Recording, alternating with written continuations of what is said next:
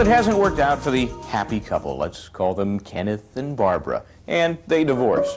But they've racked up some pretty heavy bills. And normally, those debts are going to be split between the now unhappy couple. But does that mean that one gets off the hook because the other agrees to pay the bills?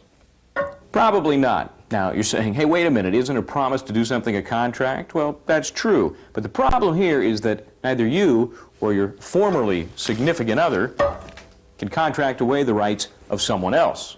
Let's look at it this way. Let's say you agreed to make a loan to a married friend, and both the friend and her husband signed the contract to pay you back. That means that you can go after either one of them if the payments stop coming. Now, that friend later gets the big...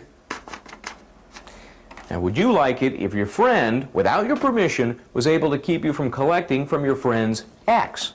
Of course not.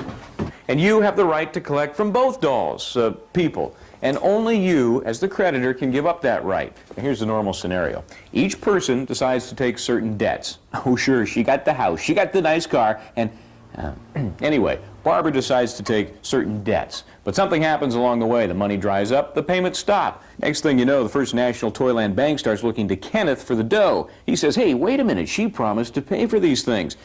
And he's right, she did. But Mr. Banker Man doesn't care about that. All he knows is that two people promised to pay for these debts.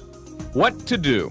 Well, first, pay off joint debts during the divorce process, if at all possible. And if you start to get into payment trouble, try to keep the creditors off your ex's back by asking them to accept smaller payments.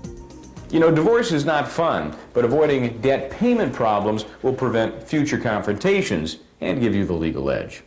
Can we wait till after dinner? I'm attorney Michael James Bryant.